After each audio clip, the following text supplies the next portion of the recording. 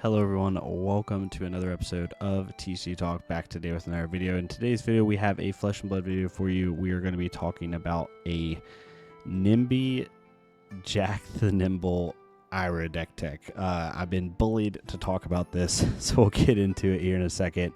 It's a really funny list, just for fun, but it's just something that a couple people have asked me, like what my thoughts are on it, or if I was going to make a video on it. Or I had one person ask me if I was going to make a video on it, another person asked me if just what my general thoughts are and playability and stuff like that. So after a few people asked about it, and then I saw some discussion in the Purple Discord about it for fun, I was like, you know what, I'll get my crack at a list and at least put it up there, and we'll have some fun discussion on it. So we'll get into it here in a second.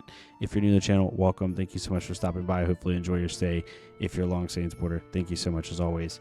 I will pull up the list here. So, like I said, I got not bullied, but people were just talking to me about it, getting my thoughts if like these cards had any applicability in IRA specifically. The overall answer is like no, I don't think so, but I haven't tested this list fully. At any rate, it's a fun list to play, and it's a list that could throw off your opponent, which is always a good thing.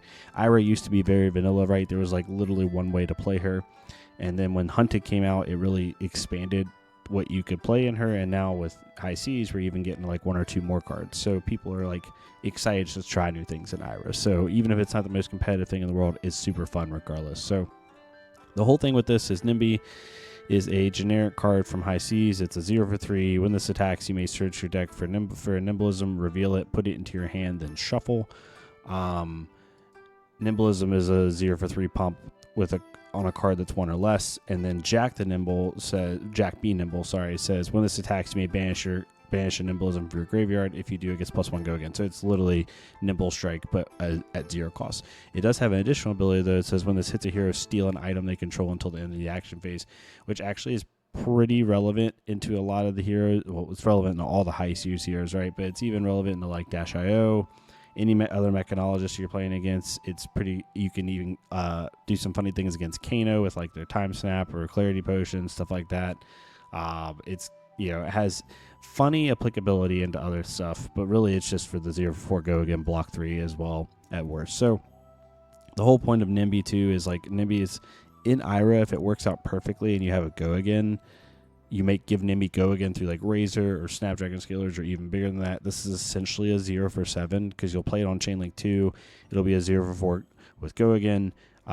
It blocks 3 normally, which is also nice, and you can go get a Nimblism and then use that Nimblism to pump something else. So essentially it's like 7 value on a card with Ira's ability. So like on a nice like perfect hand, let's just say your hand is like a blue Nimby, Jack B Nimble, and even bigger than that, which would be like an awesome 4-card hand. You would Kadachi for 1, it hits. Play even bigger than that. Let's just say, for argument's sake, you find a Take the Tempo off the top, which is actually even better, or a Snatch, or any of these cards, right? It could be a Censor too. It doesn't have to be something like hyper, like perfect. Let's even say it's just Censor. Then you have that Quicken token. You will play Nimby.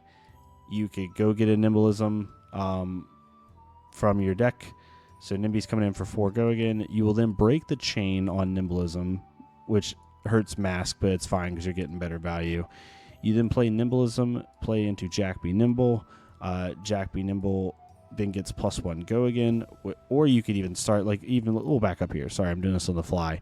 It's a blue, even bigger than that, Nimby and Jack B Nimble, right? You pitch the blue, Kadachi, even bigger than that. Let's say we grab a Censor. Then you play Nimby. It's a 0 for 4 go again. Go get Nimblism. Then you you don't even have to break the chain yet, or you could purposely break the chain for a second if you want to, either by Kadachi or breaking it and then Kadachi first, or just playing Nimblism. You Kadachi with your second resource. You then play Jack B Nimble. It gets, after playing Nimblism, it sees the Nimblism that just went to your graveyard.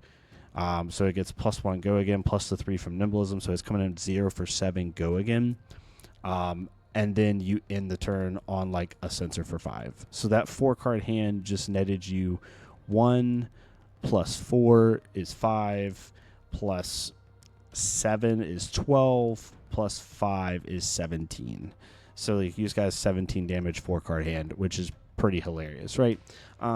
that's like obviously a perfect example, but you can do some fun things. Even when Nimby doesn't have go again, you could arsenal the nimblism and then play something else. Again, I haven't fully tested this or anything like that. It's just that's where the general concept goes. And then you use cards like Razor Reflex, even bigger than that, Trot Along, in order to actually like get the value from this and be able to like, make this package work.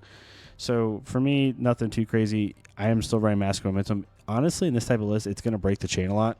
If you wanted to run like Crown of Providence or something like that, you could just have better block value. But Mask Momentum is totally fine. I run Blood Spatter Vest because for me, it's a personal choice. I like the on-demand Tunic counter, but you could run Tunic here very easily. Kadachi's obviously, and then Snapdragon Scalers is another thing I would try out if you're trying a list like this. You could run Pouncing Paws because you still have that dual threat synergy, but you do, if you don't draw an even bigger than that and you draw into like 2 of these cards and you have no other way of giving it go again, you do want to be able to snap there, right, to like not lose tempo for no reason, and keep that train going. And then Tiger Stripe Shuko just for block, but you could also use anything else that you may see fit, but that's kind of where that is. The list is literally just good stuff. We are running even bigger than that. I think you need to run this in the list. Some people are trying to run 3, 6 is what I'm seeing. I like 3. I don't want to draw multiple of these in a hand personally because 2 Quicken Tokens does nothing for me. Yes, you could play out the card you find and then play another even bigger than that or something like that, potentially in reaction step before damage is dealt. But like, I just don't want to see multiple of them. I want the list to be still as consistent as possible.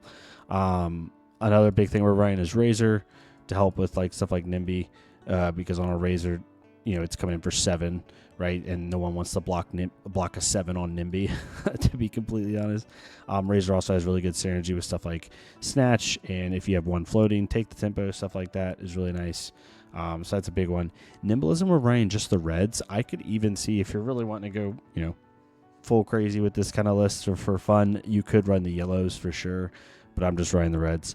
And then we're running just good stuff. Bittering Thorns, Censor, Command and Conquers are only 2 costs in the deck, other than our sideboard. Cut Through is just really good value, right? You want to continue to stay overvalue as much as you can. And then we have some good, even bigger than that targets. Other than Jack Be Nimble and Nimby, you have stuff like Enlightened Strike, which is really nice to see off even bigger than that. Take the Tempo is actually really nice to see off even bigger than that, depending on what you're doing. Or if you already have it in hand with the EBTT, you can just play something else and then go in to take the Tempo. It all depends on how you're doing it. Also has really good synergy with Snapdragon Scalers. We are still running Dual Threat. I still think Dual Threat's pretty good. Like if you Kadachi, even bigger than that, find a Nimby, play Nimby for 0-4, go get a Nimblism, break the chain anyway with Dual Threat, then play Nimblism into like, whatever the case may be, into like a Sensor or into a Kadachi for 4 and then into a Sensor for like 8 or 11 technically with Nimblism. Like you could do some really funny stuff. So I do think Dual Threat's still really good. And then our blue base is just trying to have as much synergy with the fun synergies that we're trying to do. Snatch is really good. Blue Snatch is really good for the even bigger than that. And Razor plans Nip at the heels to give these little guys +1, which is really funny. It also works with Cut Through because it says base 3 power. So it still works with a decent amount of cards in your deck. Rowdy Locals because it's just a good solid blue. Same thing with Soul Bead Strike. And then Trot Along. Trot Along is actually pretty good. It will give Nimby go again in a pinch when you need it to, and Jack Be Nimble when you've ran out of even bigger than that or Nimblism targets. And then the sideboard's just random stuff I put in. I think Sound Alarm's really good for Assassin. You still have your defensive pieces here, your FU Kano hate here, and then Erase Face I think is really good in the upcoming meta with so many heroes that care about, a lot of Mechanologists, a lot of Earth, a lot of stuff like that. So that's where that goes. But yeah, this is a super fun list. I had a couple people ask me about it, so I was like, you know what? I'll make it just for fun.